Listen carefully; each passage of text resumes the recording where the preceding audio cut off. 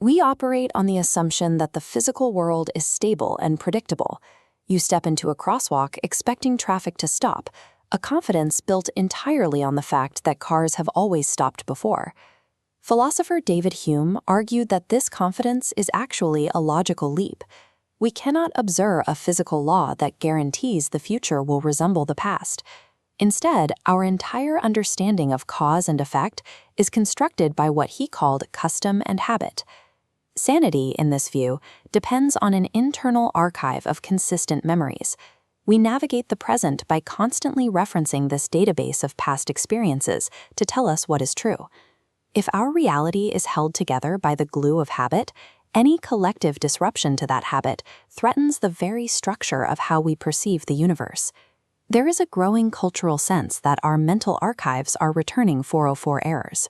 Since roughly 2012, a specific kind of unease has taken hold, a feeling that the data in our memories no longer matches the world outside. This timeline shows the fracture. Millions of people now share vivid, identical memories of cultural artifacts that have no physical record in our current history. This is the Mandela Effect, a massive, synchronized discrepancy between memory and fact. Hume noted that the only distinction between a fiction and a belief is a specific feeling or sentiment the mind attaches to a memory. Belief carries a force and vivacity that simple imagination cannot mimic. This creates a paradox. We are experiencing the physiological weight of a belief regarding a past that physically never happened. Dismissing this as simple misremembering struggles to account for the statistical impossibility of millions of strangers hallucinating the exact same incorrect details in isolation. If the human mind is correctly applying the laws of habit as Hume described, then we have to consider a more unsettling possibility, that the error isn't in our memory, but in the timeline itself. Quantum physics suggests that reality is not a single solid line. On a subatomic level, the universe behaves less like a fixed path and more like a vast branching network of probabilities. In the 1950s, physicist Hugh Everett proposed the many worlds theory to explain this behavior, providing a mechanical framework for a multiverse. Every time a quantum event has multiple possible outcomes, the universe splits. One version of reality follows path A, while another branches off to follow path B, creating a near-infinite array of parallel histories. This implies that versions of us exist on these adjacent lines, living out every possible permutation of our lives, separated only by the rigid laws of physics.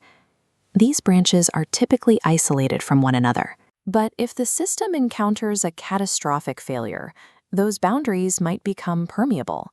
Consider the thought experiment of quantum immortality.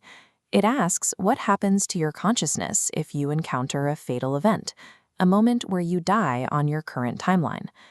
Edgar Allan Poe explored the principium individuationist, the persistent, terrifying nature of personal identity. He questioned if our self could be lost, even in death. Quantum immortality suggests that because consciousness cannot experience its own non-existence, the subjective I cannot die. At the moment of a fatal event, the mind may simply slide into the nearest adjacent universe, where it survived. You continue your life, unaware that your previous timeline reached an end. The result is a forced migration. You survive, but you are now a resident of a universe that is only 99% identical to the one where you were born. We search for answers in the physical world, looking through old records and archives for some proof that our memories are correct. Under the logic of quantum survival, the Mandela Effect represents the residue of this migration. Noticing a missing logo or a shifted spelling becomes a record of the transition. These glitches are the only surviving traces of the lost continuity you left behind. Hume warned that our capacity to fathom immense abysses is limited. We are creatures of our senses, and our senses are now bound to this new, slightly different timeline. If your current reality contradicts your deepest habits of memory, those anomalous memories are the only remaining evidence of your original path. This suggests that the world around us is telling one story, while our false memories are preserving the truth of another. In this framework, Every shared false memory acts as a marker for a version of the world where you no longer exist.